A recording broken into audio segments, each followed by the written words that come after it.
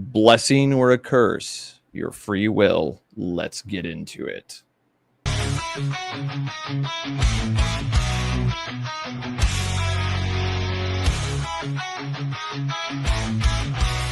Through the white thunderstorms, we ride on the back of our cars in a fearless ride. Sons of gold, hearts made of fire, conquering lands, fueling our desires.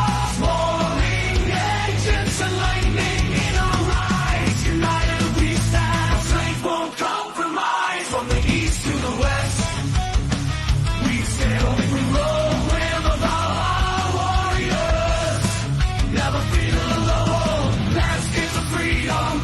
Beneath open skies, the promised land where our spirits arise. We battle the storms and tides of the sea. Now we've arrived in the land we're meant to be.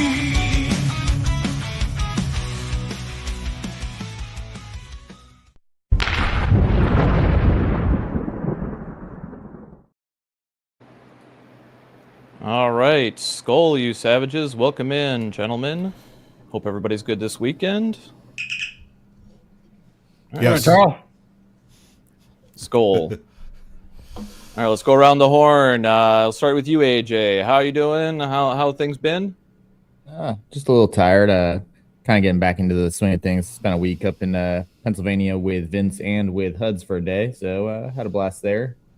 Took plenty of photos, walked the battlefields of Gettysburg, and yeah, had some fun. Nice. That sounds fun. You, Mike, you're up next. How are you doing today, sir?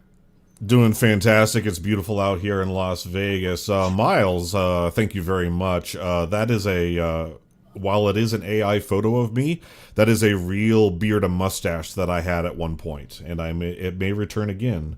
I'm actually looking at starting to tend bar at a very trendy joint here in town for a side hustle, and I want to do the whole nine. I want to do the curled mustache, the suspenders, the everything. So we'll see what happens with that. Awesome.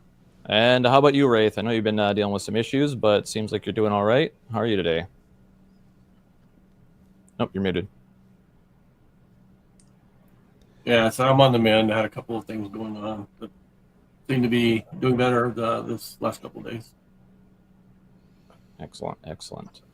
All right, how about you, Paul? How are you today, sir? Man, I am outstanding. I had a call yesterday with one of my new clients, my new fixed dead bedroom program clients. And this guy in 1 week's time is already seeing really massive positive changes. It's fucking phenomenal. And so we went through yesterday's program was on shit tests, which is like one of my favorite subjects, right? Which is odd because most men hate shit tests. They get so upset by them. It's like a sales guy who's like, I love objections. That's my favorite thing, right? So working with the guy yesterday on shit tests and how to handle them, we were having a lot of fun. We're doing a lot of role playing.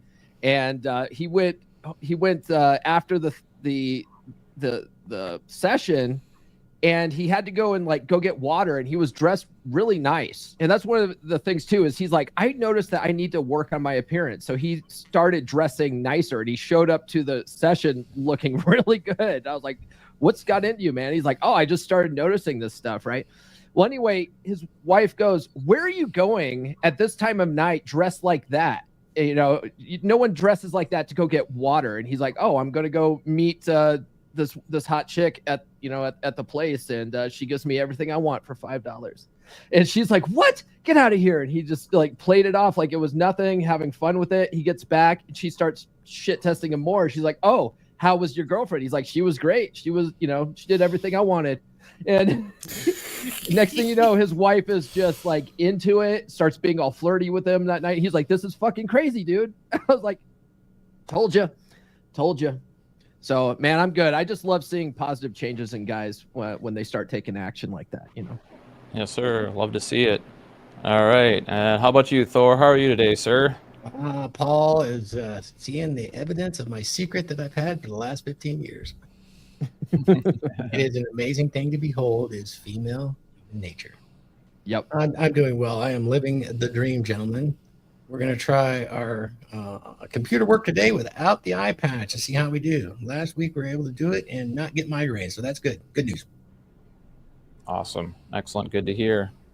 So yeah, the premise for today's show is I wanted to talk about free will. I saw that Glenn had a couple debates he'd hosted over on his channel, and it kind of put the bug in my my ear about this, because I view free will a little bit differently than most people. A lot of people like to talk about it like from the aspect of does it exist or does it not exist. I think it's both. I think it does exist, and it's a matter of choice. Free will is a matter of choice, and the reason why I believe free will does exist is because of the one key factor. As a human being, when you acquire new information, you might have already had a preconceived notion about what you wanted to do and were fully bent on planning on doing it. And many people still continue on with that plan with their pre-existing bias. But human beings have this unique ability to make the non-obvious choice, even, in fact, the wrong choice, if we so wish. So this is the essence of free will. It's the ability to not only make a contrary choice, but to also make the wrong choice. And this comes with a whole bunch of responsibilities that, kind of cascade from that understanding. But it does put more responsibility in my head when I think about this. So this is why I want to talk about this today. Given that, if we assume that free will does exist and that it is a choice that we can act upon, what kind of ramifications does that have for your personal responsibility and accountability in terms of dealing with life? That's kind of what I wanted to get into with the audience, possibly if they want to chime in on this, ask questions. But I mainly want to hear from you guys. What's your viewpoint on my thoughts on this, and then your personal take on it? Let's start with you, Thor. Yeah, I'm kind of in somewhat agreement with you. I think that free will is a construct that we like to think exists, but there's large components that don't. We are so influenced by consciousness, both, our own thoughts and thoughts that we don't have. It stems from my belief that that being a former Christian, that it's, I'm essentially a localized version of God sitting right here in the flesh. So when you do it that way, free will is viewed differently. You could choose to take actions, but I think consciousness is essentially the entire universe, and we are manifestations of that, trying to understand ourselves. So do we have free will in that context? I would imagine probably not as much as we think.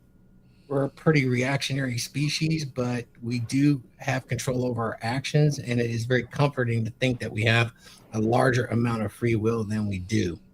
But that's okay. I mean, I'm okay with it either way, because I'm going to live the dream. Yes, sir.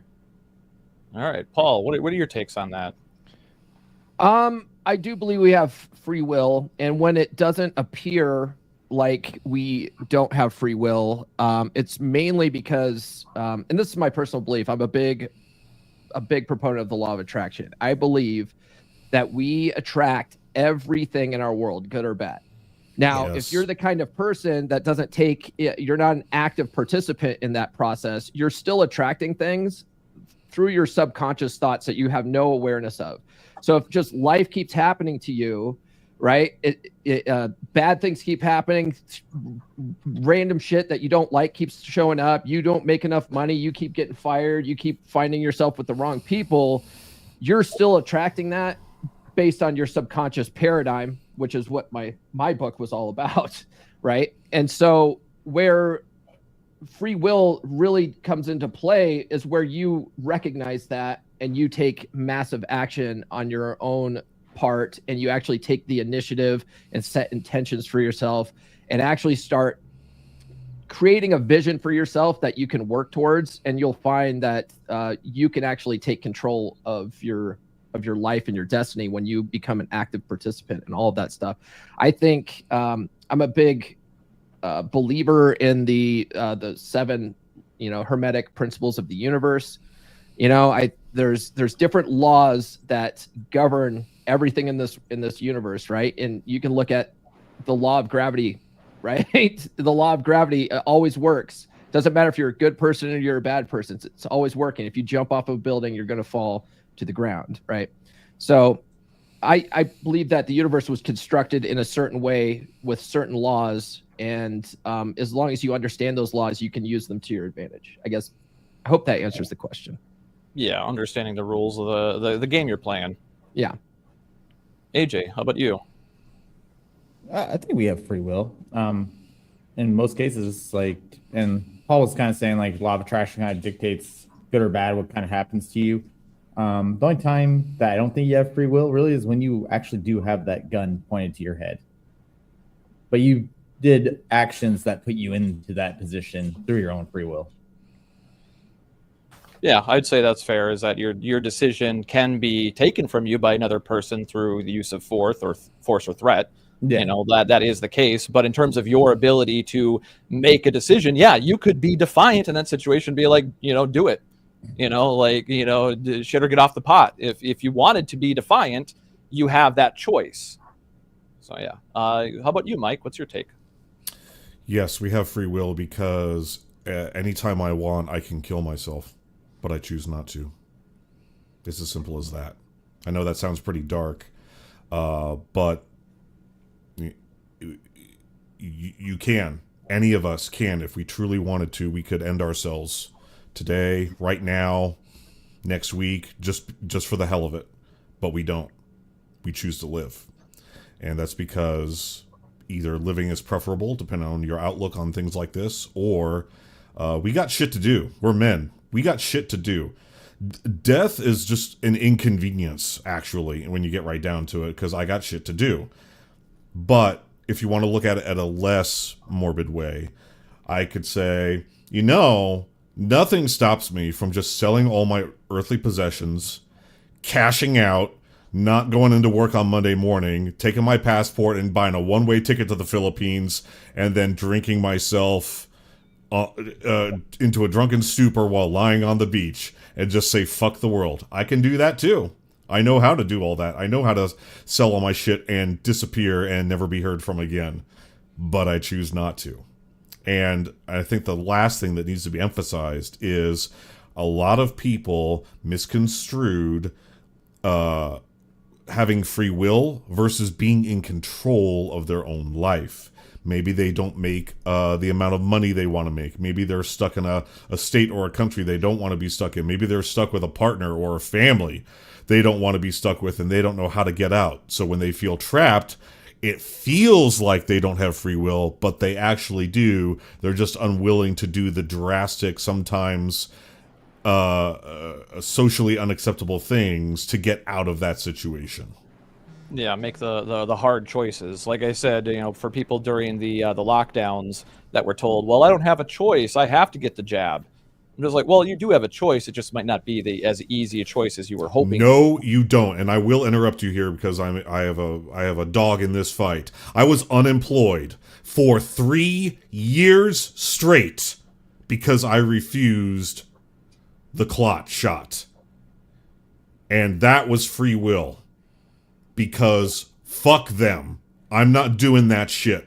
And I don't care if I'm borderline homeless and unemployed for 3 years. I will not do as I'm told. Like that.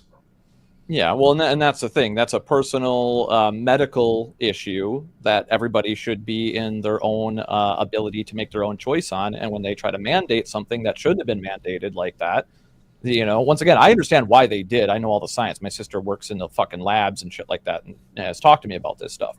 So I know about this stuff on a little bit more granular level than the average Joe does, even because of my family being scientists. So the issue comes in, though, is that in those situations, people feel like they don't have a choice, but they do. It's just not an easy choice. The alternative is hard and difficult to do what you did, which is to lose you might have a good job. Right? And losing that job might fuck up your family, might put you in a really bad situation, and that won't be easy. But you ultimately do have that choice. So, last but not least on this topic, Wraith, what's your view on free will? I think do we have free will? We have the freedom to choose. Okay. When I counsel young men and stuff, I tell them, life is about making choices that create experiences. Those experiences allow you to create more choices, and those choices create different experiences. It's a circle. And what a lot of people don't understand, with every choice comes a responsibility. And with that responsibility, you have to live out that responsibility of your choices. So do we have free will? I guess it depends on how you're talking about it. Do we have the ability to make choices? Yes, we do. And some of that choice may be just checking out of society, going up, living on a mountain, and putting yourself, off grid on a mountain where no one has the ability to affect you. But it's still a choice you made, and you had the freedom to make that choice. So, and what Mike was saying is, people think that there's this outside influence that you can beat if you have free will, and if you can't beat it, then there's no free will. It's not black and white like that. It's, as in life, not much is black and white. It's all about, the situations you put yourself in and based on the choices you make. I think, as a person, we have one responsibility here on earth, and that's to not be evil and create evil.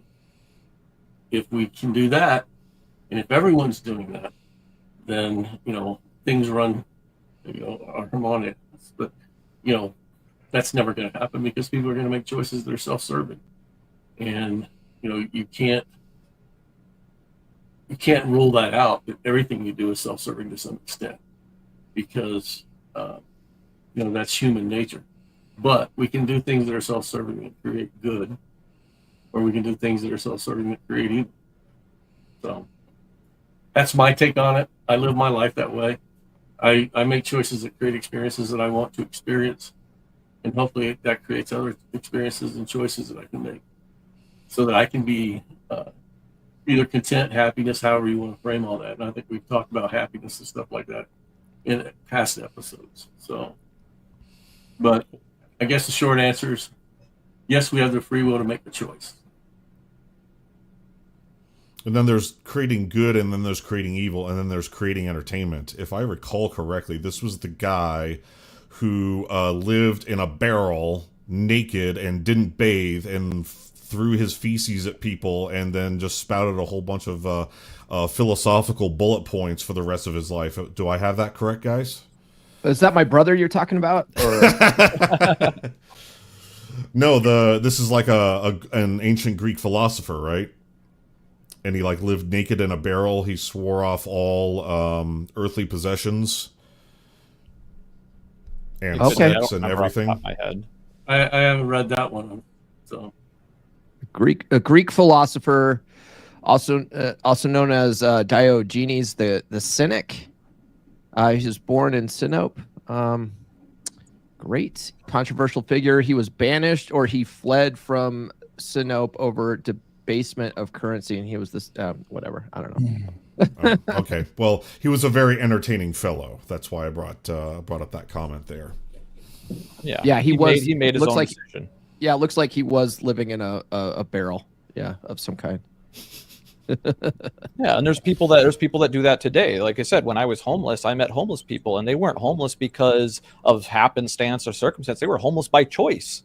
They didn't want the responsibility of paying rent, and that gave them the ability, like, hey, I can get help, I can get food, I have no issues. I could even take a shower and shit, stuff like that. They can go to the YMCA, they can go to a bathroom someplace, and they can wash up in the sink. Like, they did all that stuff. They didn't have an issue with the first world country we live in affords even a homeless person with an insane amount of privileges, running water and all this stuff. And a lot of people don't really understand that. You can make those sort of that's a more difficult decision, because that life is going to be more difficult. You are going to be more vulnerable to certain everyday hazards like getting robbed, but they got nothing to take from you. It's a choice.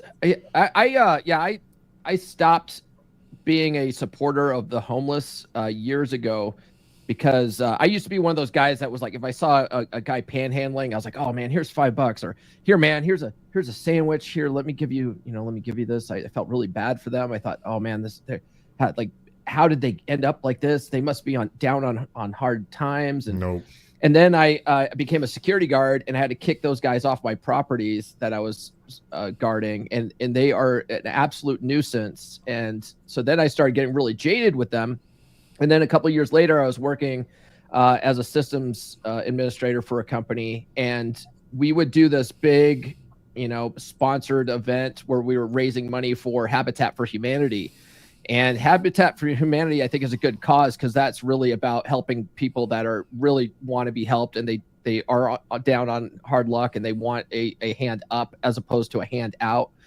And what they told us at a big rah-rah meeting to get ready for this big fundraiser that we were doing is that something like 95% of the homeless people are there by choice. They're chronically homeless. They don't like society's rules. They much rather spend all day doing drugs and drinking than have to pay rent and working for a living. And so they like that lifestyle and they choose to be out there. And I'm like, well, I don't feel sorry for people like that. Yeah. So I'm not going to help them. But if I was going to choose to be homeless, I would do the cool homeless. I would go down to like Mexico and then just walk around in shorts all the time and then fish and drink alcohol and then just lie on the beach until I get murdered. Like, that's the way I would do it. I wouldn't be homeless in a city. That would suck. I certainly wouldn't be homeless in a cold city like Chicago or Denver, Yeah. Like you have a preoccupation for dying or something. Well, see, that's the thing. I knew people that were homeless that they would move around like they're snowbirds, like the people that go from up north down south during the winter.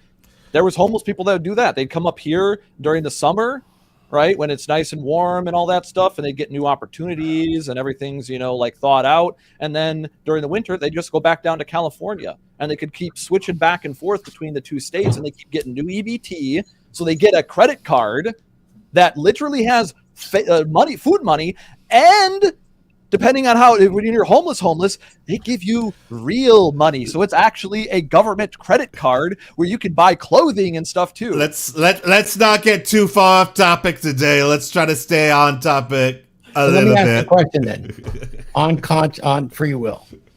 Has the panel considered, when asking the question is if we have free will, have you ever asked the question, do animals have free will? Do the primates have free will? Does your dog have free will? They have a different kind of free will, but yes, they have something called instinct, which we still have a little bit of instinct. Like when we see a snake, like 99% of humans recoil from it because that's embedded in our DNA to tell us to get the hell away from that because it'll kill you. But yeah, they have instinct, but they have free will. Like a gorilla chooses whether or not to scratch his own ass. A gorilla chooses whether or not to... Is that free will, or is that just a reactionary instinct to circumstance and environment? I feel this, I do this. Let's take a dog. The dog has a choice to stay with you or leave you. Does it?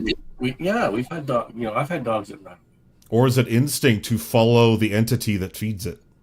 No, I think That's there's a sense of free will. It's not like dependency does. Just because they develop a sense of dependency doesn't mean they don't have the will to leave or walk up to someone else and go home with them. Dogs do it all the time. So I think that's to deal with the sentience. Well, this comes down to the actual getting into the next question here, which is, if we accept that free will is a choice, right? And then we're thinking about what kind of implications does this have for our, like, say, our daily tasks, our daily biases that we have when we go around, our subconscious biases. How does this influence our decision making? And going off of what Thor said, I would say that animals basically have the same framework, more or less, that we do. They just don't have the same data storage capability that we do. We store and hoard a lot more data. For instance, I brought this up before. The reason why we excel far more than chimpanzees, even though we have most of our DNA in common, is that we don't stop learning when we reach adulthood. Chimpanzees, when they reach maturity, they more or less stop forming new processes in their brain, neural synapses that cause tool usage memories. They can't learn to use new tools after they're adults, whereas human apes, great apes, right? We can. We have the ability to continue to learn up until the day we die, even if it's less efficient. We have that ability to form new neural synapses. You can teach an old dog new tricks. So that's interesting, Charles, because there's actually some evidence there, and I'm sure you're aware of it. And that is the number 2 gene in human beings. It is unique to every human being. That is not unique to any primates or any other animal. Do you guys know what it is? That gene has been folded and spliced and has been postulated to have occurred unnaturally 400,000 years ago in us. They don't know how. This is real. You can look it up. It is folded in on itself, and the calendar tabs have been removed. It is different for us. How does that affect us? Does that affect consciousness, which is a part of free will? I don't know, but it's a fascinating subject for sure. And yeah, so free will is interesting. Anybody ever hear of Dr. Rupert Sheldrake and the morphogenic field? Yeah. No. Okay, we'll save that for another time. But animals do seem to have the ability to discover things and pass it to each other across the planet. Is that instinct? What is that? Is that free will? What is that? We don't know. But there is some science out on that. Well, in my opinion, instinct are the things that are in the animal's DNA that it doesn't have to be taught. For example, a mother bird who gives birth and lays her first clutch ever in her entire life. Why does she know precisely how to treat those eggs and precisely how to raise those chicks without having ever been taught and not having the experience of previous chicks to rely on? That's instinct. But with what you're talking about, Thor, if I recall correctly, ravens and crows, they can form grudges, and then they teach those grudges to their children. So if you treat ravens and crows poorly, that murder will teach their children about you, and then their children and their grandchildren will attack you. And the inverse is true. If you treat them well, their children and their grandchildren will come to you and flock to you. That's Yeah, very they will true. recognize unique faces, multiple unique faces for, I think it's like up to 2 to 3 years for an individual, and that's not including the ones that are taught. Because anytime you come into their territory and you're the bad guy, they all tell the rest of the murder, hey, this is the bad guy, and they will recognize that face and immediately trigger that. But if you come back and you got a different face and you're a nice face and you're giving them stuff and they can't recognize, that's another thing too, they can recognize clothing items as well. That's another thing that a lot of people take for granted, is they realized in these studies is that, oh, they can actually recognize other clothing items other than the mask. So the masks actually didn't trick them all the time, and some of them were able to figure out that they were just putting on masks to hide who they were. And then those guys became the really bad guys, right? So yes, animals do have the same framework, I would say, but as Thor pointed out, we have a much broader ability to think and choose. We have the ability to sit back and contemplate and go like, hey, should I approach this differently rather than going with the instinctual, the obvious choice? Like, for example, got somebody like, because we'll see Steve Irwin as an example, where most people are afraid of the spiders and the snakes and stuff like that. He's the guy going up like, hey, let me learn about this. Let me investigate. Let me get hands-on and figure out more about this interesting creature and stop giving into my fear about what could happen. Let me get educated and understand what actually will happen and how I can change those outcomes. That has to do with free will. And even though his genetic instinct was telling him, stay away from the spider, stay away from the snake, stay away from this, stay away from that, you have the ability to choose, hey, I want to know more about this. Let me investigate. So would it be fair to say in this simulation that free will might be nothing more than a manual override switch for instinct in order to solve problems more efficiently? And you just skipped right to the end with the spoilers, Thor. Congratulations. That's where I was They going make a with clip. this. Show's over. Yep. And Show's let's go over. around the horn, Bum, guys. bum, bum. And could it be related to that fold in our genetics? Yeah, and that was where I was kind of going with this, is that I try to look at free will as that override. I have the ability to make a drastically different decision than what first seemed obvious. And what is the word that we use for this? Counterintuitive. Yeah. Right? That would explain why some people are NPCs. They don't access it. Yeah, well, this is also why some people might be very intelligent in one area, but they act completely stupid in another area because they don't know what they don't know. Once again, the Dunning-Kruger effect. You got something to tell us, AJ? Oh, what are you trying to say? AJ's pointing at himself. You got something to admit, AJ? All the time. But yeah, to what you're saying, Viking, is that for example, self-deletion. Self-deletion is the override of the instinct, because the instinct is to survive and procreate, to continue to live. The difference is it doesn't solve a problem. But in the mind, you think you are. That's the override. Yeah.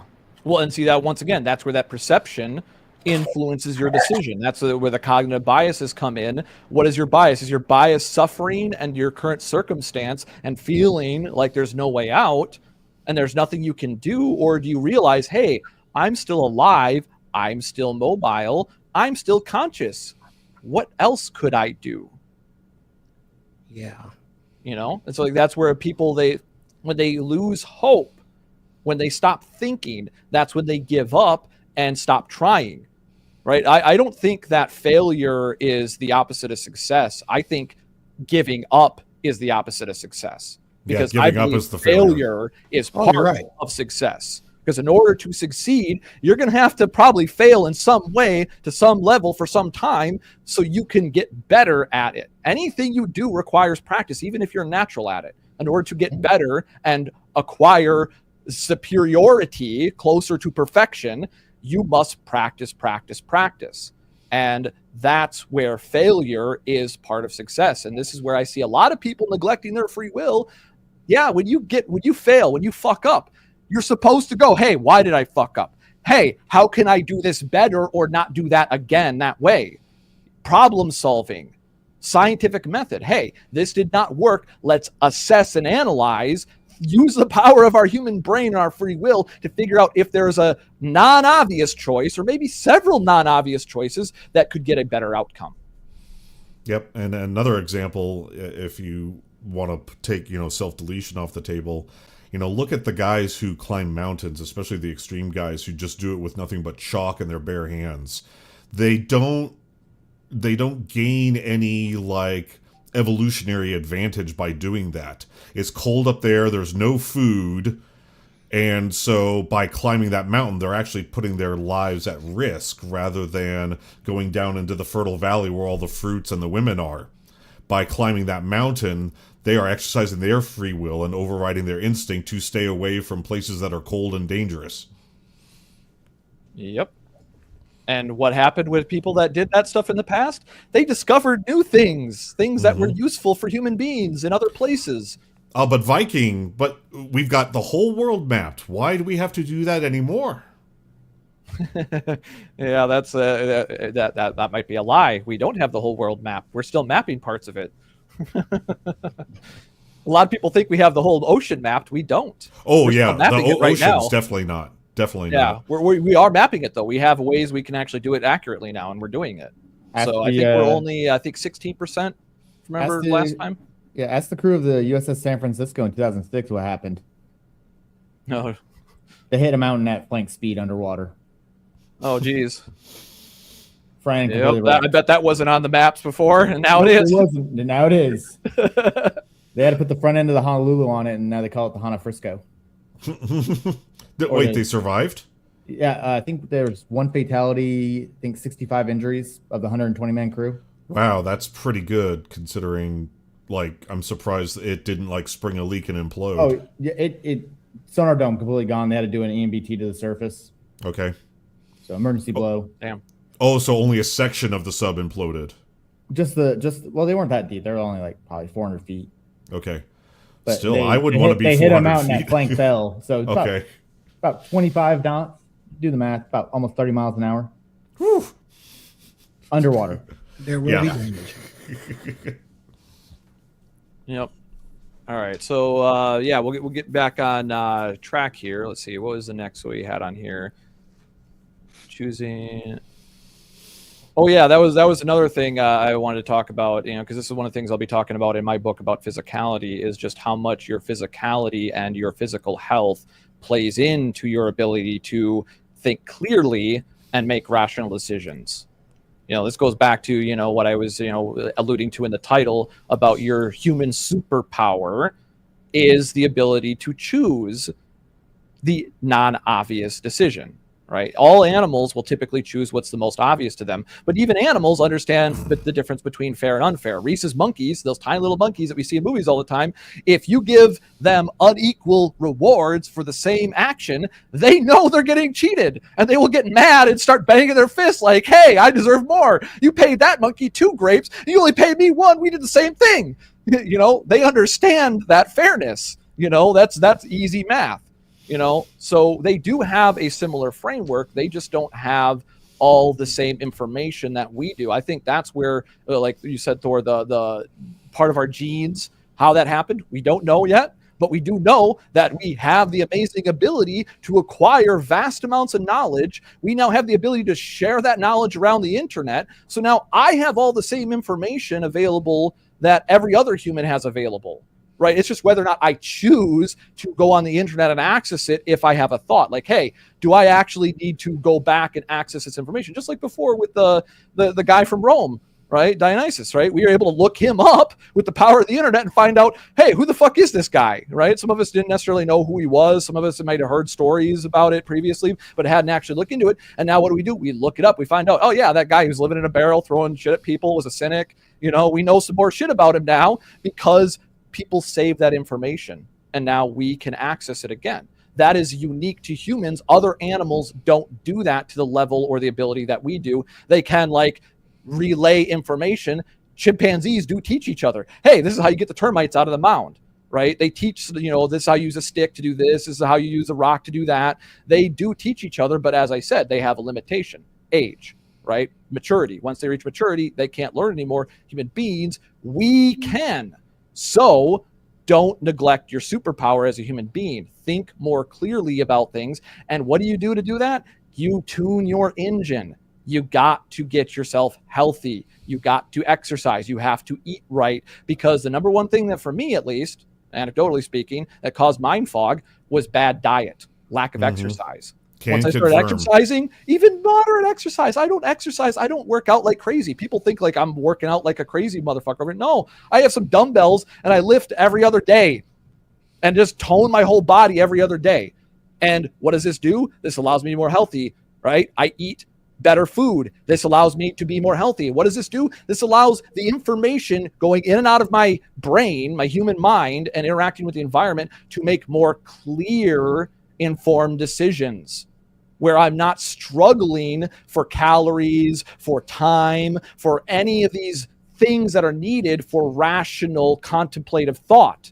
I have all these things at my disposal, and so I now have the luxury and the privilege to be able to utilize them as a human being, and I can get superior results in my life.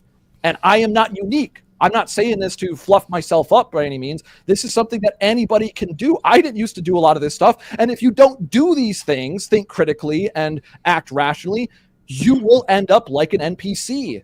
You will be struggling with problems in your life, and you'll be pointing to the issues of the world and shaking your fist at the clouds going, God, why God? And it's because you're not taking personal accountability and making better choices. So now you're confused as to why the world is not the way that you think it should be. Because the world isn't for you. The world is for everybody, and we got to share. So I have a question for the panel. And it's regarding stupidity. When an individual has all the information they need to make a good decision, and they make a bad decision, but you can't quite tell if they made that bad decision intentionally or if they're just stupid. So, like, people who do dumb things like, oh, I'm going to drive my car at 80 miles an hour at a brick wall while live streaming myself twerking in the passenger seat. Does stupidity lack the ability to harness the power of free will? Where do these people come from? I'm genuinely curious. I'd say it's normal people. It's a human thing. Yeah. We all make mistakes. Some of us just make more significant mistakes than others. Some of us are influenced because the idea of the blank slate, for instance, right? Everybody kind of has this baked in idea now that we're a blank slate. We're not. We're that base blueprint. We are a base blueprint that has certain information on it already, that base firmware, and then we are the consequences of our interactions with the environment, our experience.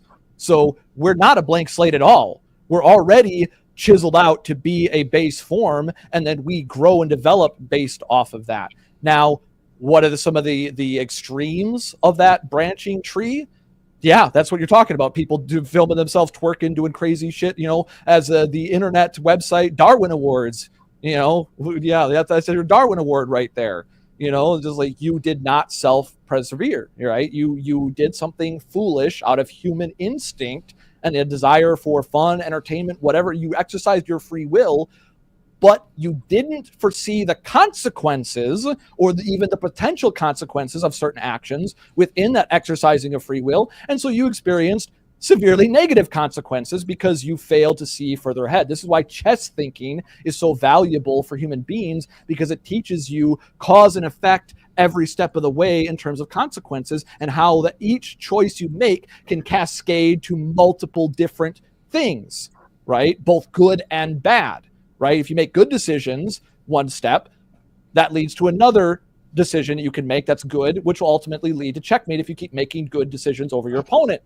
But if you don't, they're going to gain the advantage, and then you're going to lose.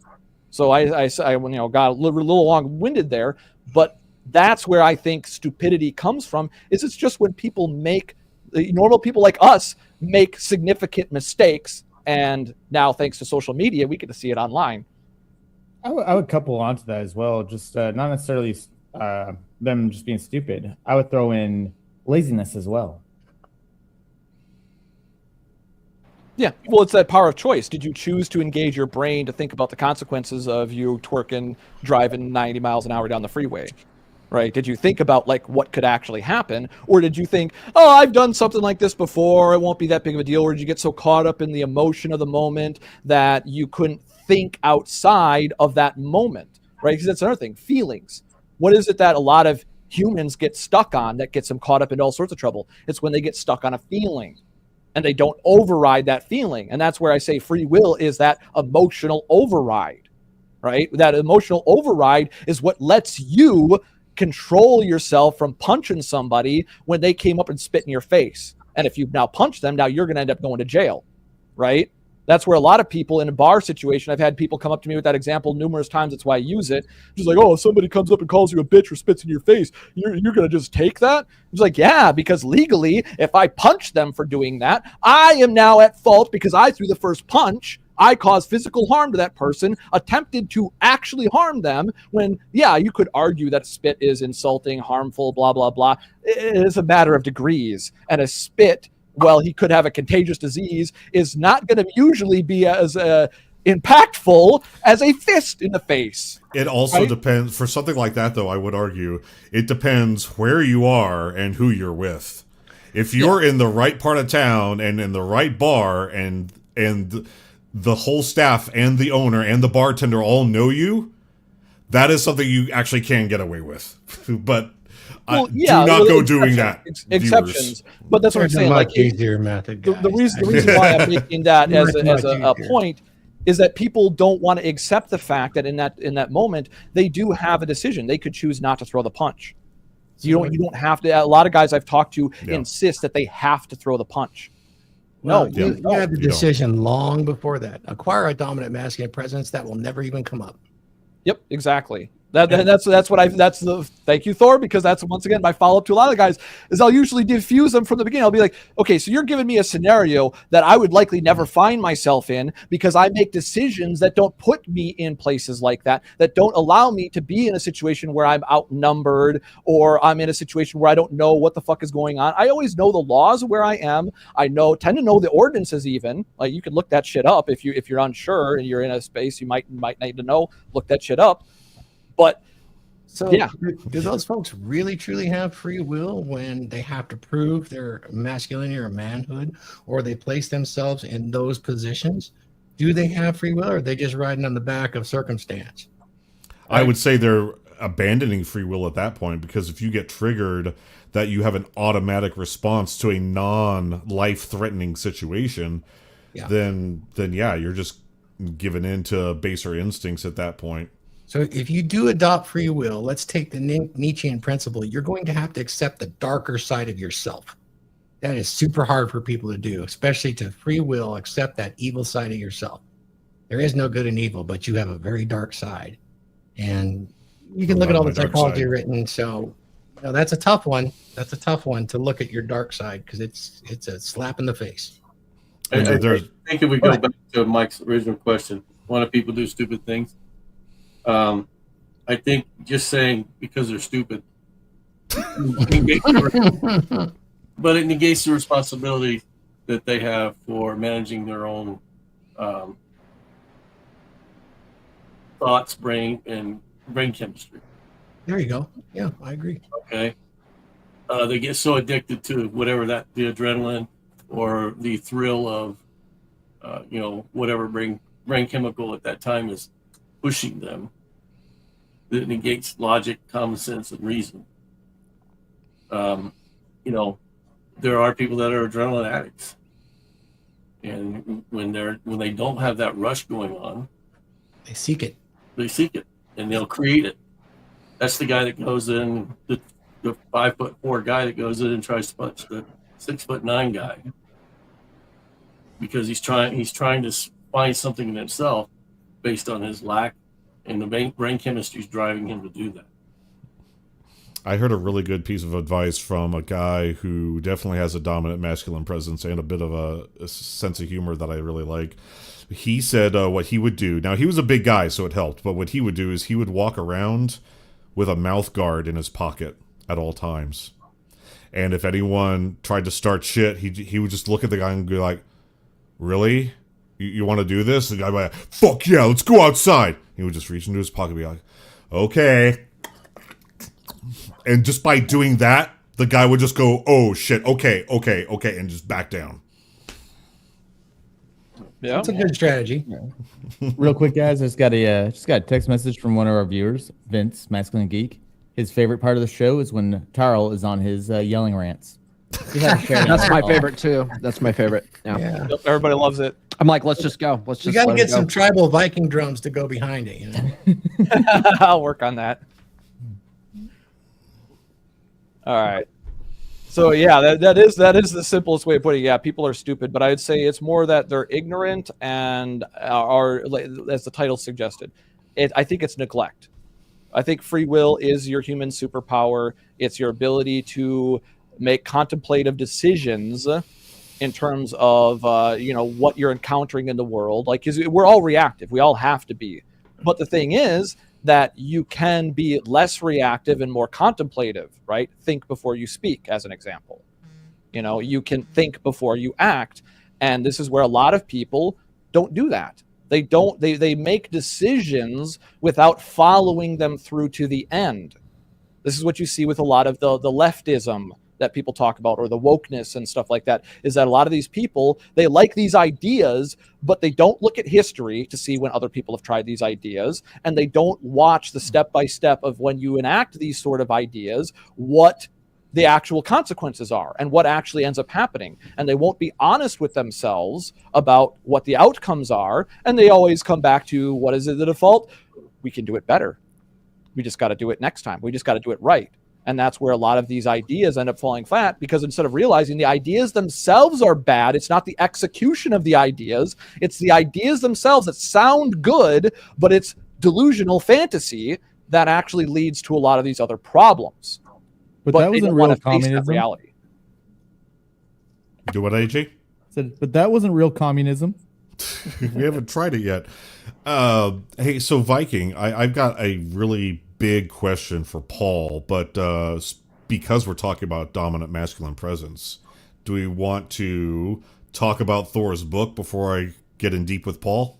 Yes, we can do a mid-roll ad to, let's see, which one here is Thor's book.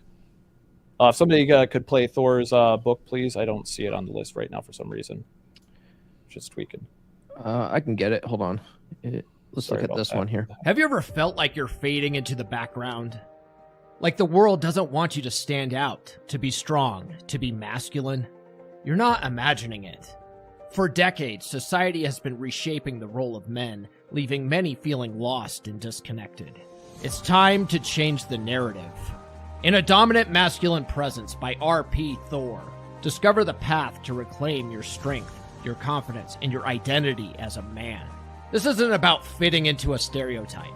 It's about embracing your natural traits and honing them into a powerful presence. Learn the 7 skills that every man needs to lead with authority, read body language, and control his emotions. RP THOR breaks it down with clear examples and practical advice to help you transform your life. It's time to stop apologizing for who you are. It's time to lead with pride and courage. A Dominant Masculine Presence gives you the tools to do just that. Get A Dominant Masculine Presence by R.P. THOR on Amazon or listen on Audible. Don't let society dictate who you should be. Claim your strength and redefine your future. Man, that narrator's a badass. Yeah, I like that guy. Me too. And that's not the only book, guys. So Thor started all of this, and then we formed the Shield Wall alongside Thor, and we have each either written or are currently writing books. So AJ, you got yours right there. What's yours all about? Yep. Mine is about cultivating emotional durability. Some tips, tricks, techniques on how not to be a little bitch. Very important. Like if you get spit in the face at the bar. Wraith, you got yours over there. What's yours about, sir? Mine is on frame. I've been going through Wraith's book week by week every Friday on my podcast too. So if you guys want to taste just a little taste of Wraith's book, You know I love tasting. tune into those episodes. And Paul, you got one too. Yes, mine's on Psychology Paradigm. It's all about reprogramming your subconscious mind to get the results you want out of your life. So yeah, guys, we got Thor's book, which is like the 101, right? The intro that has all the points. And then all the other books that we're all have written or are writing will stem off of that. So it's like a deeper dive into all the concepts. So they're like Pokemon. You're going to want to collect them all. Now, Paul, I have a question, sir, because I was thinking about something when Viking, was talking about free will earlier.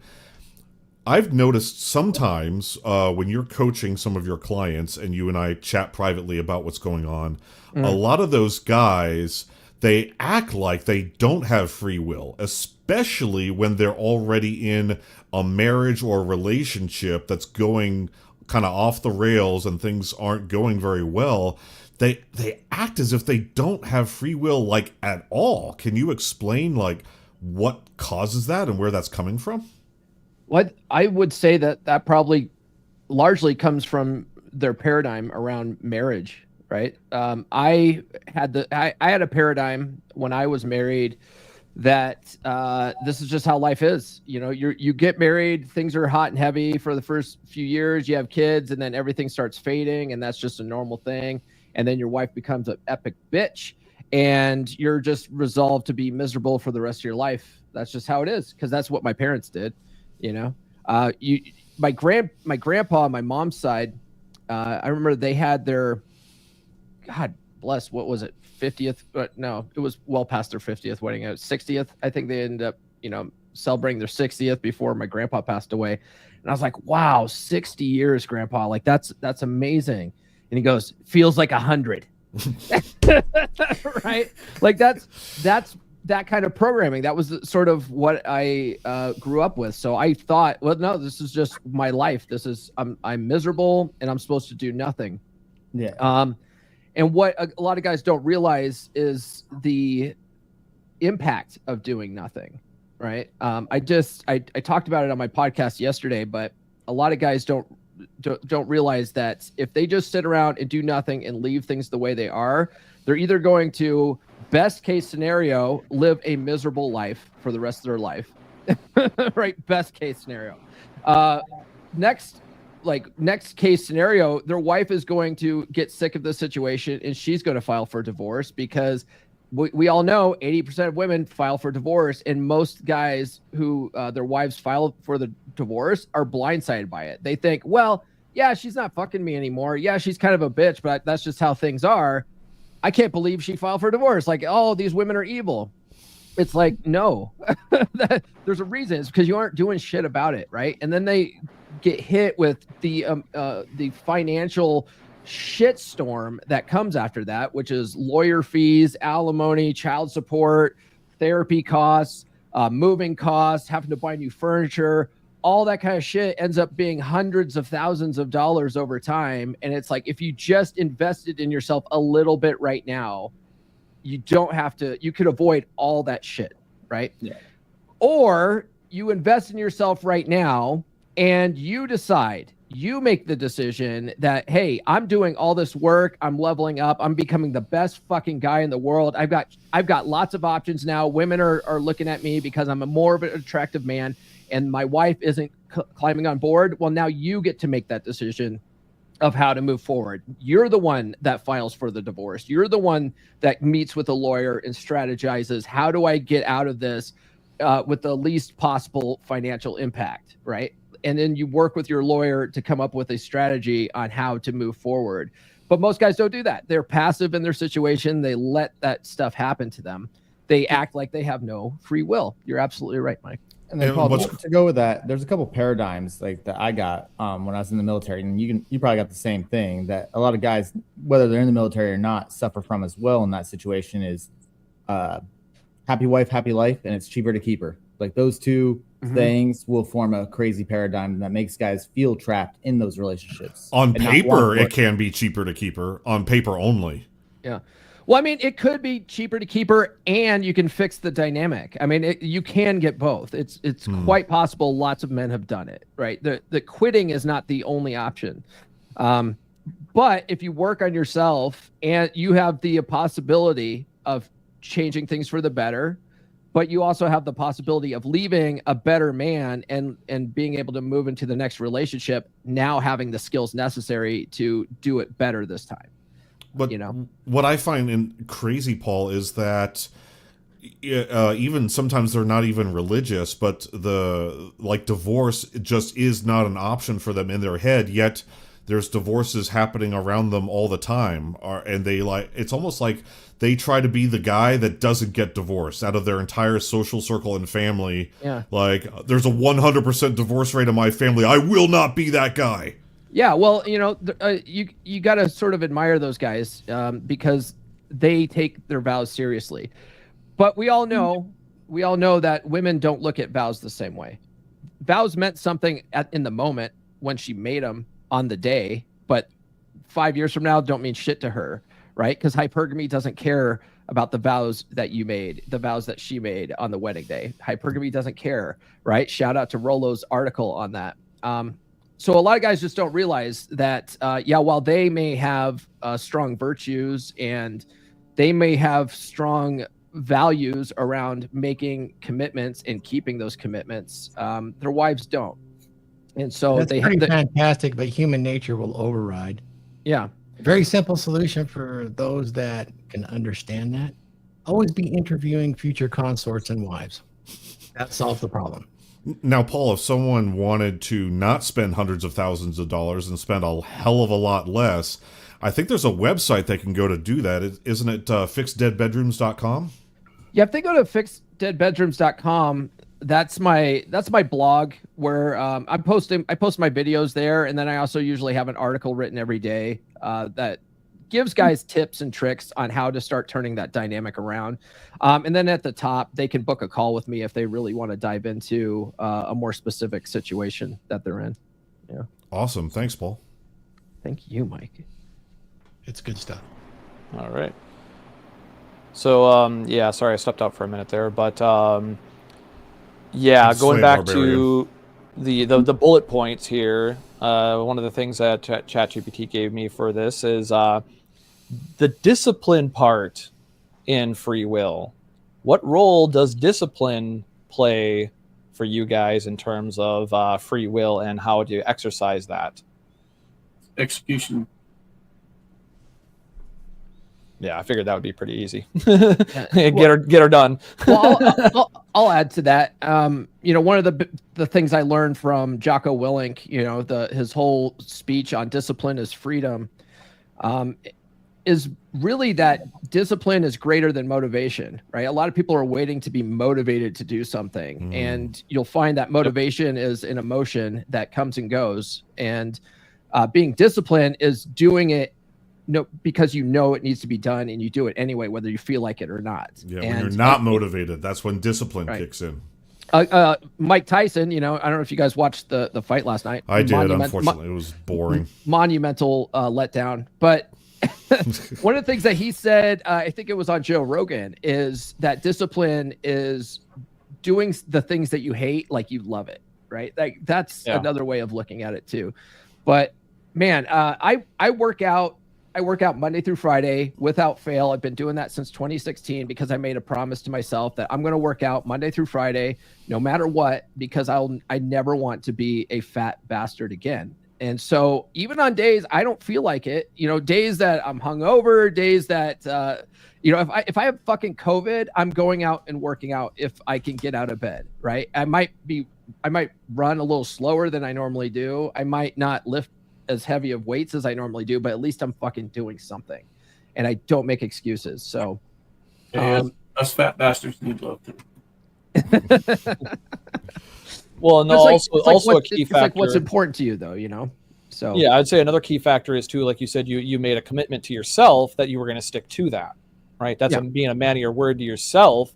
And a lot of people underestimate that, like you have to make those decisions and make them for yourself and stick to them, because if you don't, if you fuck up, right, then there's also the problem that people have where they'll be like, oh, well, I fucked off yesterday, so I'm going to fuck off today. I fucked off yesterday and the day before that, so now I'm going to fuck off today. And then they end up back where they were before, back in their old habits, because they messed up one time. And this is going back to what I said before about people making mistakes and then falling victim by their own failures rather than using them as a stepping stone to get to the next level. Yep, I did my workout. I did my workout. I have earned this slice of chocolate cake. Well, I mean, look, if you reframe it, do we have freedom of choice? Yes. What free will means is you execute those choices. Yeah, because going back to what Paul said before is that lack of action is still technically an action in reality. Lack of choice is still a choice. You just standing there and not reacting to the person attacking you, that's still a choice, right? You still have that, just like the bar example, but also in general, like you can choose differently to react to things differently depending on the context and the circumstance. And that's what you're saying there, Wraith, is that it comes down to, everybody's got free will. It's whether or not you have the discipline, the mindset to act upon it. Or are you going to be that person that's still sitting around waiting for somebody to give you a push forward? Hey, I need motivation. I need to watch this video to give me a push to get in the gym. It's just like, no, I just have to be like, oh shit, I need to hit the gym today if I'm going to stick with my word to myself about not being a fat fuck. Well, think of it like this. Anything other than a choice and action is an idea. And ideas don't go anywhere unless there's motion behind it. So that's will. Will is actually doing the thing that you choose. So do you have the ability, do you have the freedom to do the things that you choose to do? Yes. Now, responsibility comes after that, but you also have the responsibility to accept whether it was successful or unsuccessful, or whether it benefited you or it didn't benefit you. And when you talk about success and failure, that's the driving factor is, was there benefit from it? If there was a benefit from it, then you have to make another decision or have another idea on how to execute to get the results you want. That's the way our mind works, guys. Mm-hmm. If you don't do anything to create an action, you're just an idea factory that never gets used. Yeah, that's true. Just a database without any output. An inert hard drive. All right. So actions are everything you need to become. I think that's the first quote in my book. Uh-oh. Take actions. So Interesting. I look at discipline a little bit different. Think about discipline. I like what Jocko says and what we all say about discipline. I kind of look at discipline a little bit more mechanically, like it's the amount of stick-to-itiveness in you, the amount of quit, the level of quit that you have in you. It's the ability to stick to a routine that creates an outcome that you want, or even an outcome that you don't want, but it's useful to you. It's you're sticking to a plan, or you're modifying that plan, then sticking to it. Discipline's an interesting thing. A lot of people think they have discipline when it comes to diet, but my discipline with a diet is diet starts tomorrow. That's about as far as that discipline goes, right?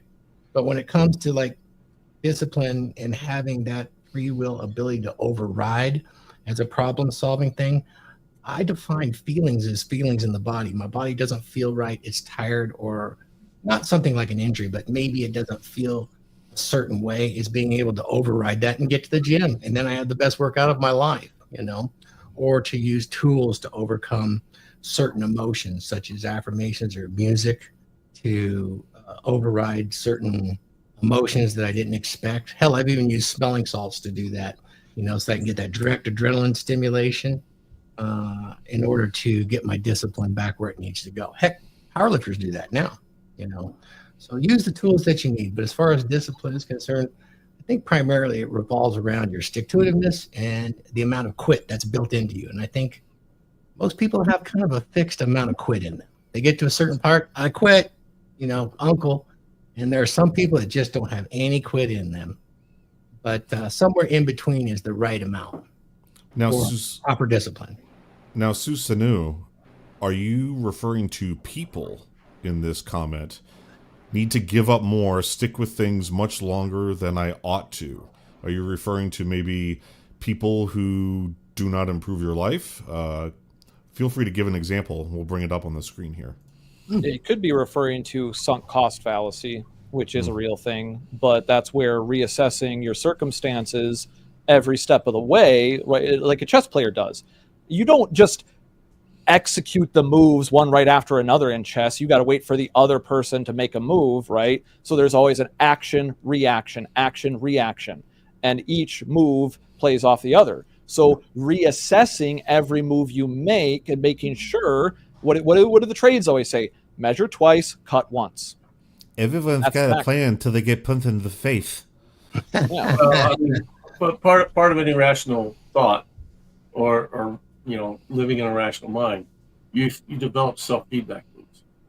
Mm-hmm. And if you're not developing self-feedback loops, you're basically, you become a creature of habit. The habit, I'm doing this, I have to keep doing this, because if I do this, it's going to change. At some point, you have to realize if you're failing, you're failing. And if you can't look and say, okay, at what point is this beneficial to me, or is it not beneficial to me? That's the self-feedback loop. You should be asking yourself through any process you develop in life. You should be asking yourself that.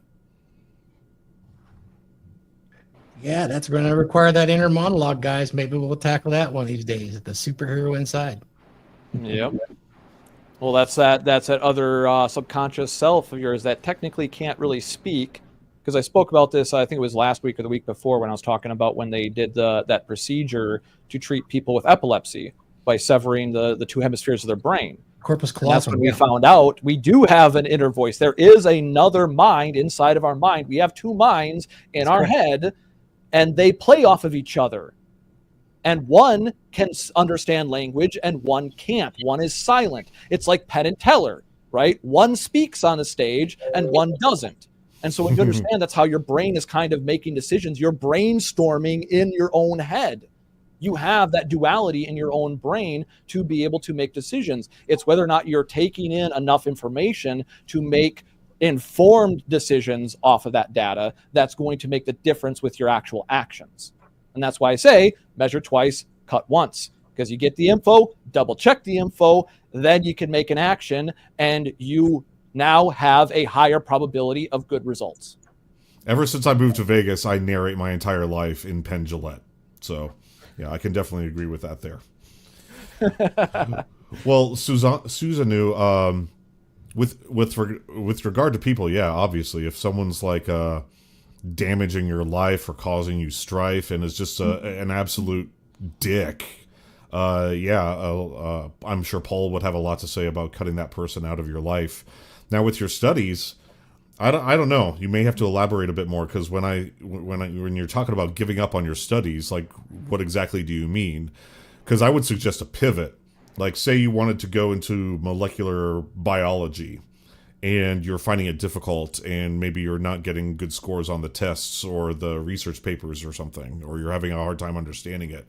That doesn't mean give up on molecular biology, but maybe there's just a subset of molecular biology that you could pivot away from and pivot to. So if you could elaborate more on abandoning your studies and giving up on them, I'd love to hear it.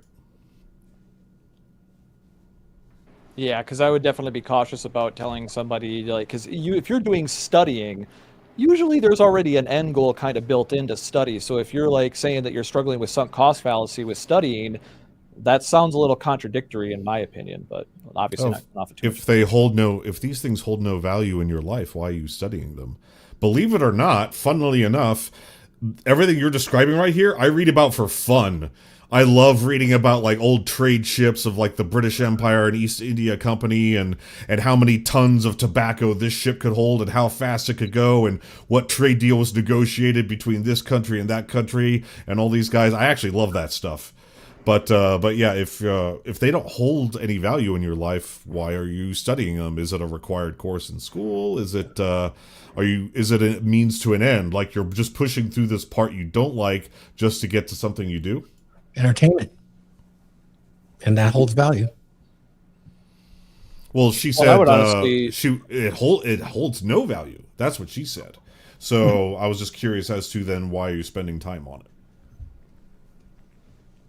Yeah, I wouldn't say that information is completely valueless, because in terms of, like, say supply chains and stuff like that, all that information is extremely valuable in understanding how the world works.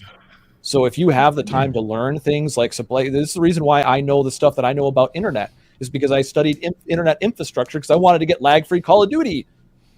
But what did I do? I ended up learning all about the internet, how routers work, how modems work, and how to stabilize my connection. And now I have a level of knowledge on the topic that people view as above and beyond expert level in certain areas, right?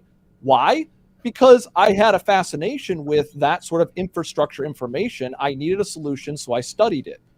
Now, if that information doesn't help you or couldn't be useful to you in your future, yeah, it could be a waste of your time to acquire that. But anything, like, for instance, what Paul clipped for me a couple weeks ago when I said the reason why I'm so fucking smart is because instead of entertaining myself, I educate myself when I get bored. So when I have those moments where I'm just like, oh, I'm kind of bored, I want to watch a YouTube video, I make sure that the video that I click on is something to do with something that actually matters in reality. Some sort of information in there, like, hey, this person built a robotic thing hand for the Wednesday Adam promotion or some shit like that on the tested channel. So now I'm looking at this hand robot walking around that's remote controlled and stuff like that and learning a little bit of information. That's robotics. That's information in the real world. So even though I'm watching it as entertainment, I'm still gaining real information about a field that I am fascinated with that is going to be extremely relevant in the future. It's relevant right now, but robotics, AI, all this stuff is going to be extremely useful. And guess what? Until a certain point, they're going to need people to repair the robots, right? You get Optimus. Optimus can repair all that shit for you, but who's going to repair Optimus? That's where guys like me come in. Now, Susanoo, but you triggered me when you said this, and I'll explain why. You want people to view you as normal, not above them. Fuck what other people think. If being intelligent in a certain subsect of like concepts, ideas, or history makes other people feel insecure just by being around you, that's their problem, not yours. And I speak from experience. I made the mistake when I transitioned from one school to another back when I was a young lad. When I went from 10th grade to 11th grade, I transitioned schools.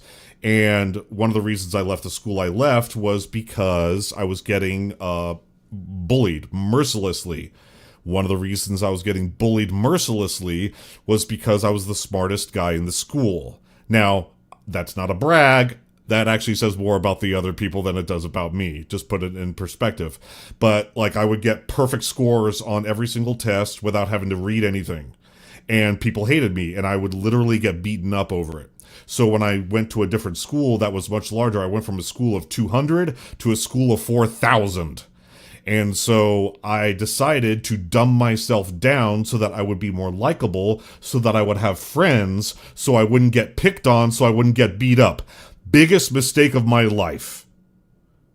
That is the biggest mistake of my life. I should not have done that. I should have kept kicking ass, because who knows where I could be. I like myself. I like where I am, but who knows how my life could have changed if I had not done that. So it's other people's problem that they think that you're above them, as long as you don't act like you're above them. If you still treat them with kindness and proceed with humility and enthusiasm, and they see you as above them, that's their problem, not yours, and therefore it's not your problem to fix by dumbing yourself down to try to be more normal. Yeah, definitely. And rant. Well, no, that's spot on, because the thing is you got to understand, this is something that Aaron Clary talked about in the book Curse of the High IQ. It doesn't matter if you know one thing that another person doesn't know. They can be intimidated by that and be threatened by it. That's the problem with one of those flaws in human egos in general, is that for me, I'm somebody, I've always viewed myself as, I was taught we're all equal, right? I grew up that way. I was taught I'm equal to everyone. We're all equal. We're all men and women. We're all equal. We're all on the same playing field. So I treated people that way. So I would get compliments from actual retards, people that are mentally challenged that would come into the workplace. And one guy was embarrassed one day and asked if he could talk to me on the side, was super shy about it. And he was very mentally challenged, but also like 6'6", right? Giant of a man, but was, childlike in his behavior. But he wanted to talk to me, and he thanked me after, I know I'm a retard, is what he told me. I'm quoting a mentally challenged man. He said, I know I'm a retard, but you don't treat me like one. Thank you. Okay. But then on the opposite end of that, I get people, I'll be talking to them in a, much level manner, like an equal. And then I get told I'm talking down to them because we're talking about a subject, and then I'm sharing information I have on the topic with them. And all of a sudden, I'm the bad guy. All of a sudden, I'm being treated like I'm a hostile actor. What the fuck? All I'm doing is having a normal conversation. Oh, now all of a sudden, I'm the problem. I think I'm better than them. That's why they're treating me hostilely. Now, all of a sudden, why do you think you're better than me? Like, I never said, I just shared some information on the topic. You were just, I have to realize what they were going for. They were trying to flex the information. And then when I shared information, I just happened to have information they didn't have. Now I actually made them look bad. And I didn't realize that, because here I am just trying to have a genuine fucking conversation, sharing information with another human being. And now all of a sudden it's a pissing contest. This is normal. This is what's going to happen with you with a lot of people, especially if you're on a path of self-improvement. You will get people pissing on your head and telling you it's fucking raining. Now, somewhat related to that is, and I think Thor and Wraith are definitely going to have something to say on this, when it comes to free will and emotion. We have the free will and the power and the ability to control our emotions. Do we not? So when someone makes you angry, and let's use a very extreme example. Let's say someone insults your mother to her face while you're sitting next to your mother. That's like one of the worst things we can think of, right? So you're going to feel an emotion the very moment they do that, and then from that moment onward, your free will takes over. But how do you have the free will to even stop that emotion from happening in the first place? No. Emotions come from the baser parts of the brain. There's several different parts. We call it lizard brain. There's the upper brain. There's the midbrain. We call the mammalian brain. And then there's the neocortex, where we're using the rational brain, which is on the outside. And then it leads to the frontal cortex, where personality is in place. But the reason they've measured emotions as faster types of thinking, more related to instinct coming from that basal ganglia. to get decisions faster. Think of a tiger that jumps out. You get that freeze, fight, or flight syndrome. That is an emotion. So emotions are there to speed up, making an action for sure. So you can't stop them, but what you can do is learn to detach from them when you recognize them, and that's quite a skill. And that allows you to control the reaction. Yeah, because you got to understand, it is just like an adrenaline rush when you hit that fight or flight. There is a chemical response, and this is the thing: the hot fighters do this before fights all the time. What do? They amp themselves up. You amp yourself up with that emotion, and that puts you in a higher mental state where you're more tuned for combat. Now, you can do this with any other type of emotion. You can enhance whatever emotion you are feeling, and you can turn it up. If you want to make yourself more angry, you can make yourself more angry. If you want to make yourself more sad, you can make yourself more sad. There are methods and ways that you can impose these states on yourself because they are chemical. And this is why actors, what do to get these chemical reactions typically? Well, they're taught typically to do what? Go back to traumatic or dramatic memories and access those heightened emotions. And by fixating on that emotion, they can recreate it. Emotional recall. My sister did this when she wanted to fake crying. Well, I want to say two things. Well, I want to go back to normal first. Okay.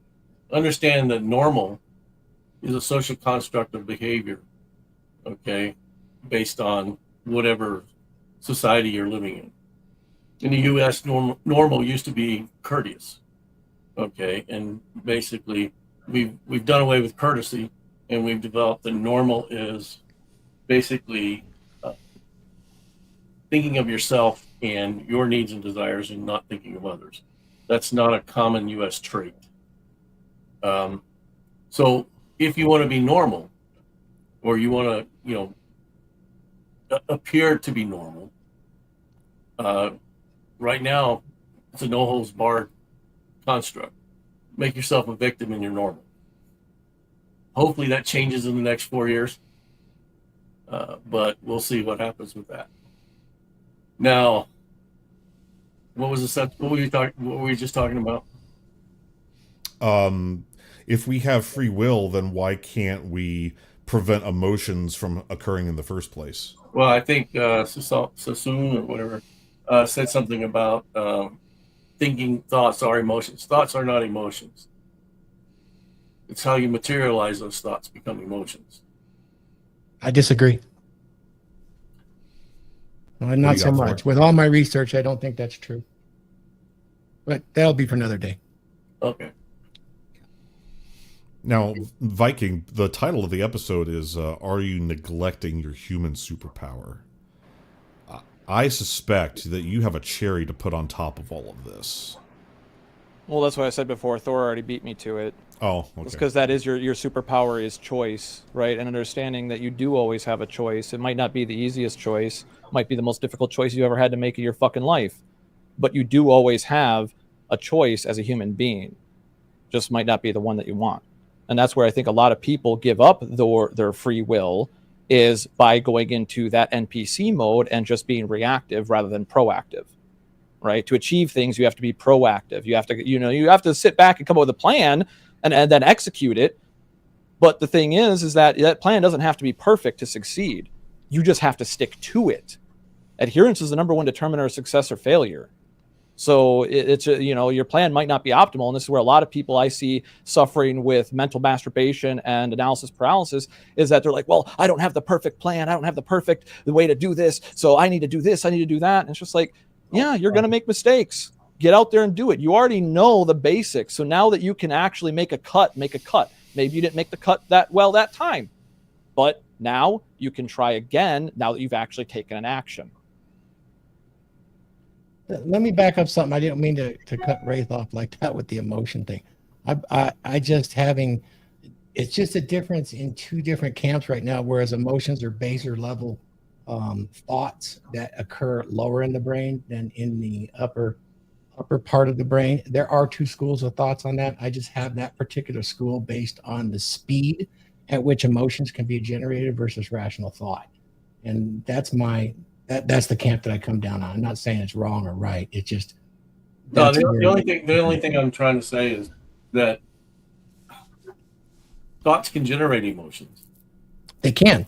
Okay. So can bodily feelings. Yeah. Right. But it's not a pure thought, like raise my arm is not an emotion. Mm-hmm. I think we're probably Yeah. more in agreement than not. Yeah, absolutely. Yeah, well, that would be bordering into the area if we're getting into that. That would be like thought crime territory, which is like, well, just because you have a thought doesn't mean you actually did the thought. If No. we introduce thought police, 100% of the human population would be arrested for murder. Yep. 100% guaranteed. But that's all I was saying. Thought, Yeah. you know, I understood. pure thought Sorry. is no emotion. I mean, I kind of cut you off to say that I didn't mean it No, that that's harsh. Yeah. Now, something I'm actually really curious about, and I'd like to hear what Paul has to say on this, is a lot of the victim mindset that we're seeing in society over these last recent years, and something you personally deal with your coaching clients, is basically to have a victim mindset, you are abandoning, it almost seems like you're abandoning the concept of free will altogether and putting everything in your life on 100% external forces, and you have no control. Well, let me correct you right there. My clients don't have a victim mentality. My clients, I only work with guys that want to take action. They're not victims.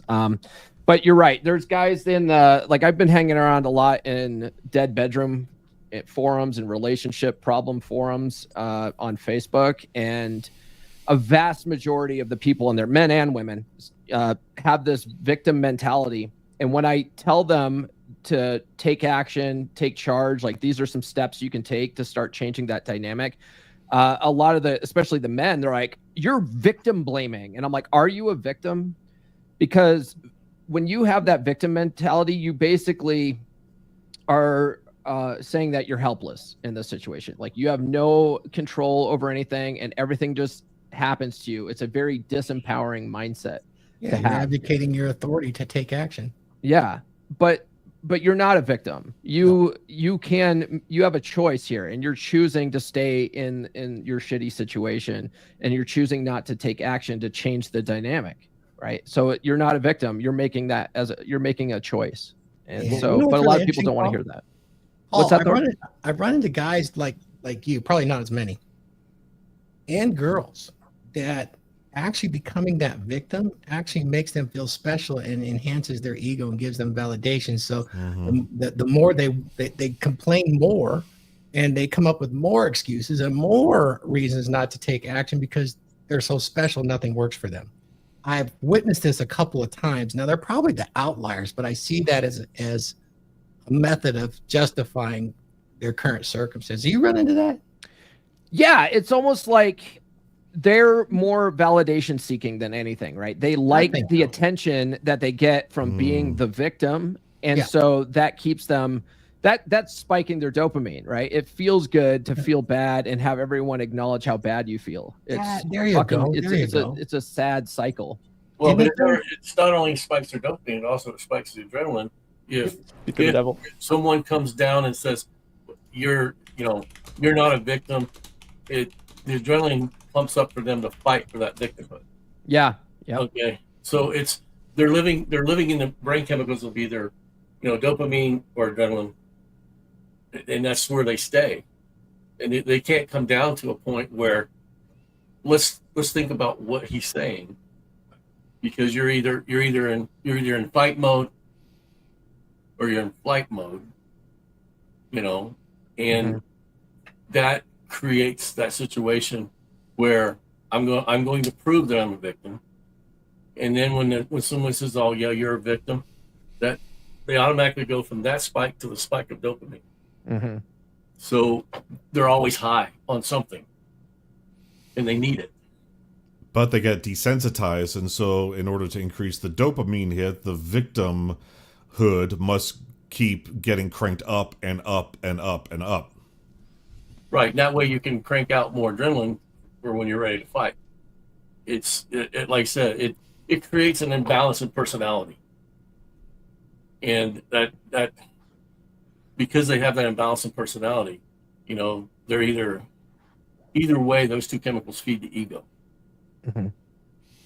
Now, You know, Paul, if no someone, coming oh, off of sorry, Wraith. I was just gonna say, there's no coming off of that. Now, Paul, if we had someone watching right now and they think they might be in a victim mindset loop, what would be the first thing that you would recommend they start doing to break the cycle and maybe help themselves? Well, first they got to get rid of that mentality that they're a victim. You know, that's the first thing. You need to tell yourself, no, I have free will. I have a superpower, and I'm either choosing to stay in this situation, choosing to be a victim, or I can take some action to change it. One of the things that I do when I'm initially chatting with guys, I basically DM a lot of people, right? I'm constantly in DM conversations with people, and I have sort of qualifying questions to ask them, right? Like, okay, how on a scale of 1 to 10, how bad do you want to fix this problem, right? And I'll occasionally, a vast majority of guys are like, I don't know, maybe a 3 or a 4. Well, I'm not going to work with you. You know, you don't really want it bad enough. You would rather stay in your situation. So, I'm gonna be like, well, I only work with guys that give a shit. So, I love that, Paul. I run into that in real life when it comes to red pilling people. Yeah. I won't do it, and I won't discuss it with men or women unless they ask me. I can offer advice that would absolutely help them in every way, but through years or decades of experience, I can't do it. And I have to bite my tongue because I want to. All of us that come in here want to. Yeah. But I have to look and go, nope, they have to ask me. They're Because not. if they ask me, they're invested. If not, it is just dribble and prattle that they really don't want to hear. Yeah. Yeah. I do it a little different way. I talk to them about their values. Yeah, you're getting it out of them that way. That's good. Yeah, That's a good way. Yeah. Do it. So I'll ask them that, on a scale of 1 to 10, right? If they say, oh, 10 or 10, 11, like I had a guy yesterday, he goes 15, fuck it, 100. And I was like, okay, well, I mean, if you're rating it that high, why do you want it so bad? And I'll ask them to give me some reasons why they want it so bad, right? And if they give me some really serious reasons why they really want this so bad, then I'm like, okay, well, let's get on a call. And then that's where their true test comes. Well, I don't know if I want to take time out of my day to have a call about this. Well, then you don't fucking want it. My time's valuable. I only work with guys that really want to fix their fucking problem. So it's an interesting dynamic. Most people just chatting with me on Instagram, they feel like they've done something. And yes. Yeah, and so like a lot of guys will buy our books, right? They'll buy our books and put it on the fucking bookshelf and feel like they've done something. It's like, no, you have done nothing. You've wasted your money. But if you buy our books and like read them multiple times and take action and implement what we're talking about, you're going to fucking change your life. But most people don't want to make those choices. They don't want to take those types of actions. Well, I mean, I'll say this about you and Wraith. You guys are some of the best coaches out there. And believe it or not, RP THOR has probably talked to just about all of them. So you guys are on the top. You definitely get results. Yeah, and if you look at my book and you buy my book, if you get into the second chapter and you start doing the exercises, that'll tell you whether you want this or not. Because my book isn't, it's not all Active, philosophy. not passive. There's a lot of stuff. Hey, do this. And if you do this, it's going to tell you whether or not you want to do this. If you want to change your life, because it requires work to change. Yeah. Well, and that's where I think a lot of people, I suspect, have gotten this sort of problem-solving mentality twisted. Because what do you see a lot of people doing, not just women, but men now? They're sitting around talking about the problems and what they're going to do, but without actually putting it into real significant or extended action, right? So because some people will start, but they won't finish. They won't actually follow through. So this is where I see a lot of people, they think complaining about things is how you fix things now, because that's how they were taught their entire life growing up, is that if you just whine and complain enough, somebody else will fix it for you. Yeah. Well, that's what leads them down the path of victimhood. Yeah. Now, Naikas, be careful what you wish for. The world of men is a scary place. No, I'm kidding. We appreciate that. Get all the books in the series. Just do an Amazon search for the essential skills of a masculine presence and collect them all. Yeah, Like and Pokemon. once again, if everything in the book, in all these books, isn't going to apply to everybody, right? But the thing is, there probably will be a good set of tools in any of these books that anybody can use. But that's the key thing. You actually have to learn the tools, the mental tools, and then you actually have to use them. Because you could get the book, put it on the background, and not actually read it. You know, a lot of people do that. You know, I gave a copy of my latest book to my mom because I didn't think my first book was a good copy to get, or a good book to give to my mom. My first book was all about, you know, spinning plates and female and getting sex and you know, dating multiple women and shit. Getting the girls. But I gave my mom a copy of Psychology Paradigm, and you know, I because there's a lot of stories from my karate sensei Fred Bodie, and my mom really liked Mr. Bodie. She thought Mr. Bodie was such a great influence on me, and she thought he was like the perfect sensei and stuff. And so she liked that I incorporated his stories in there. So I gave her a copy, and she's actually reading it. And my mom goes, you know, this book really could help women too. And I go, yeah, it really could. It really helps everybody. I mean, the target audience is men because I work with men, but yeah, all this stuff. Yeah. Substantial number of my comments are from women ages 30 to 50. More than men on my reviews. Yeah. Now we just got to get those 20-year-old women to read it. It'll happen. But those women recognize immediately what I'm talking about. It's a vibe. And I'm teaching guys how to get that. And Paul further inculcates it by making it a mindset even further by getting into the examples of how to acquire the skills that I outlined, which is beautiful. And then just like with Braith, who talks about foundational frame, how do I build that frame for which I can build that foundation on to project that into the world and change my reality and the reality of those around me? Women do recognize that, and they recognize that probably faster than we do. They call it the vibe. And it's an important aspect of what guys in our space could teach, but just like anything, the sensational stuff is better. Speaking of sensational stuff, Tarl, I have two choices for your background music. Tell me if you can hear this. It's called Epic Battle. Can't hear anything. You can't hear anything? Okay. So my soundboard's down, but I was trying to find you some tribal music to go with your rants. That was really good. Feel free to send it to me after the show. Yeah, no worries. I thought it was pretty good to hear the drums, the war drums when Tarl's going. I actually was thinking about, I was looking for some tracks the other day about getting some more drums because you said that we needed some more drums on the DragonShip, and I'm just like, yeah, we do. Yeah, that's really cool. No harm, no foul.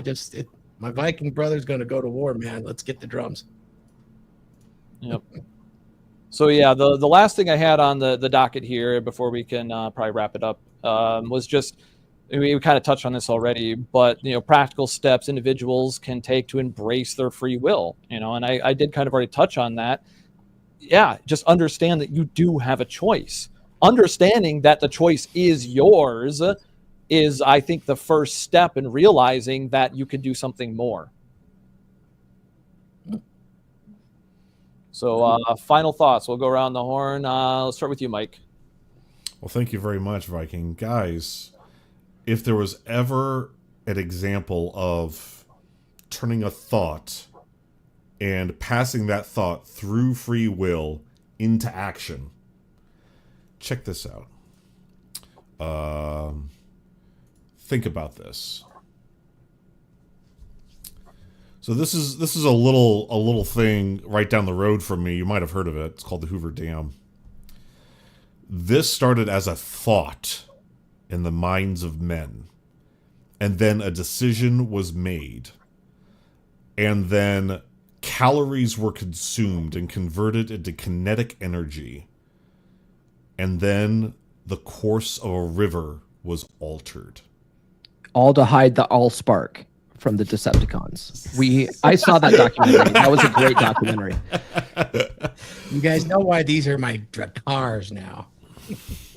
But the whole point is, you've got this, you've got skyscrapers, you've got the Great Wall of China. We now have man-made objects on the moon, Mars, and yes, even Venus.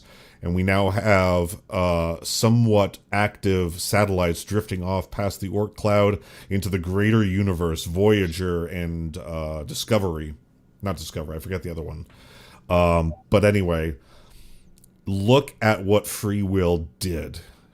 It changed the course of a river and affected a planet. I agree. And so, if you think that your free will can't accomplish anything, just think about that. And even as a single person, now don't do this. Do not do this. But think about it. You could, do not do this, if you were to start a forest fire.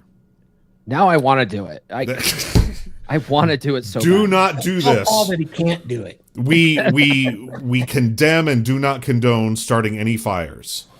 But if you were to start a forest fire with a single match that came from a free will decision, and that whole forest, millions of acres, catches fire, not only should you go to jail, but you have altered the trajectory, the course of a planet, because you have burned down enough trees to impact the amount of oxygen being produced. You have now polluted the atmosphere with enough pollutants to block out the sun, to make other people sick. That's an evil, destructive thing to do. But if you have the free will and the power to do something evil and destructive that big, imagine now if you do something good and useful, either for others or, more importantly, for yourself.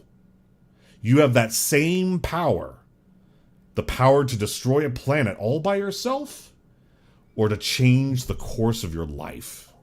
And that's all I have to say. The butterfly effect. How fantastic. Mm-hmm. All right, Wraith, final thoughts. You know, like I've said in the past, you know, we do have free will, but it's really freedom of choice and taking action on those choices. So beyond that, I guess if we're going to close down, you can find me at Wraith_Detour on Facebook, Instagram, Telegram, and probably any other place that you can type Wraith_Detour and put whatever symbol behind it. I'll be there. I'm on X also. So. Yes, sir. All right. And Paul, final thoughts where people can find you. Yeah, my final thoughts on this whole thing is when you choose to take control of your life, magic happens. Magic absolutely happens. We've got a guy that is a one-on-one coaching client of mine. He came to me about 6 months ago, suffering from lifelong depression, just absolute victim mentality, lots of stuff going on in his world. He basically would message me every Sunday, almost like clockwork, every Sunday, just mentally crumbling, and just slowly through repetition, working with him, getting him to make the conscious decision to actively change his mindset. This guy has gone a complete 180 degrees. It's fantastic to watch this guy. He when you listen to him talk, Amazing. He's got the brightness in his voice now. It's almost inspiring, right? We've got some guys in Beer Club that have made conscious decisions to actively change their lives. We've got one guy, Mike knows this guy, Brother Omega. He goes by on YouTube. Brother Omega, when he first came to the group last year, he was overweight. He made a video because he had a date, like a dating app date, that didn't go well. He was wearing some kind of really ugly tracksuit. He had a car full of anime stickers and shit, and he was just like, I don't know what went wrong, right? And we were all like, hey, you gotta fix your haircut, bro. You gotta fix. Is that what you wore to the date? You gotta fix that. Mike was giving him all these concepts, and this guy was absolutely coachable. He immediately started taking action on everything that we started telling him. Last night, in Beer Club, we had a spontaneous watch party for the fight, right? And he was on for a little bit. He's like, I got to get going. My plate's here. And then he messaged one of the guys later, and he's like, I just fucked the shit out of her. Like, this guy is. Yo! Yeah, I was like, our boys all grows up, right? Our boys all grows up. He made a completely 180 change last year. Fucking phenomenal work. He's also lost a considerable amount of weight. I think he's got. He's basically beaten type 2 diabetes, just like brother David did. We're changing lives in that group, and it's just because guys are making the conscious choice to move forward with their lives and take some action. I'm gonna DM him. I need him to tell me the whole story in audio. Yeah, we need the dirt. But that being said, tune into the podcast on Monday. We're continuing the Book of Book series. I think we only have a couple more episodes left. We're going to be knocking out 4 chapters, and so that's going to be good. You guys are going to like it. One of the chapters is on how to shut up a Puck. Which is just good because Puck is kind of an annoying writer, but his stuff is profound. So definitely tune into that on Monday. Yes, sir. All right, and then Thor, final thoughts. Yeah, I want to thank everybody in the chat and Susano, Chief Wahoo. Yeah, you know what? This is a good break here on the DragonShip because, as unlike most panel shows, we have underlying philosophy, which is, you know, a rising tide lifts all ships. That's an old Viking saying, and we are that rising tide. So we invite you all to climb aboard and sail that rising tide. We try to leave this with the most positive energy we can. Sometimes we talk about stuff that isn't so positive because we have to acknowledge reality. And the big part about what we are trying to achieve and what we try to impart to those is that you can absolutely bend reality around you to your benefit and the benefit of others. Leave people better off having known you or seen you or found you than they were having not. So that is kind of you could say that's a philosophic look at it, but I like to call it, like Paul, a paradigm, a mental model, and it pays dividends for sure. So thank you guys for joining us. We really appreciate that. And some of these panel shows are a little tough. I saw somebody, what a nice change from the debate shows. Yeah, that's very popular right now, and the algorithm does that because of our incessant need for outrage. Human beings need to have some indignity to feel worthy, and they need to feel right, and they need to feel righteous. There is a part of us that needs to feel righteous about things. And if you can acknowledge that and understand a little bit about our nature, a lot of stuff's going to just roll off you, and you're going to stand on that dragon ship with the breeze in your hair, and you're going to smile, knowing that rising tide is going to fix it all for you. And Keep smell the listening, sea. guys. Yep. Yes, Take a sir. look at my free audio chapter. I put it in the comments. Take a look at that. That's chapter 4 on the actual skills that are the foundational skills that all the books will be written off of, and I'll narrate it there for you, and you can have that for free. Yes, sir. All right, and last but not least, find me on my website. And I've explicated quite a bit today, but I hope that people got something out of it, right? You know, that the reason why I picked this topic is because, like I said, I've been seeing a lot of people struggling with their power of choice and not understanding that the power is always theirs. They always had the power, you know. That's why I made the thumbnail, because I'm just like, I want something like Viking, but you know, the He-Man, I have the power, you know. It's just like, because most people don't realize free will is your human superpower, and if you don't use it, you're abusing it. Oh, and That being said, one little thing to add: if you watch the intro to He-Man, the part where he says "I have the power," it almost looks as if he's bench pressing. If you look at what he does to that sword, it looks like he's bench pressing. mm-hmm. Do you guys know what Sure. Odin told Thor when he gave him the hammer? Here's the hammer. You know, you are Thor, protector of all mankind. Interesting story. Someday I'll elaborate on that myth. All right. And that being said, thank everybody for tuning in. Everybody have a wonderful weekend, and everyone have a wonderful day. Have you ever felt like something's holding you back in your relationships? Like you're always on the back foot, struggling to connect with women? You're not alone. Many men are taught to be weak, to defer, to play small around women by their upbringing, by society, by the very world that shaped them. But what if you could break free from the invisible chains that have held you back? What if you could rewrite the script, reprogram the paradigm that's been running your life? This is your chance to step into the man you were always meant to be. In The Essential Skills of a Masculine Presence, Psychology Paradigm by Paul Bauer, the first book in R.P. THOR's groundbreaking series, you'll learn how to understand and transform the paradigms that have shaped your life. You'll discover how to develop a dominant masculine presence, one that commands respect, inspires trust, and brings fulfillment to your relationships. Don't wait for life to change on its own. Take control. Order your copy of The Essential Skills of a Masculine Presence, Psychology Paradigm now on Amazon. Available in hardcover, paperback, or on Kindle. This is more than a book. It's your roadmap to a life of purpose, strength, and success. Make the decision today. Reprogram your life and step into the man you were meant to be.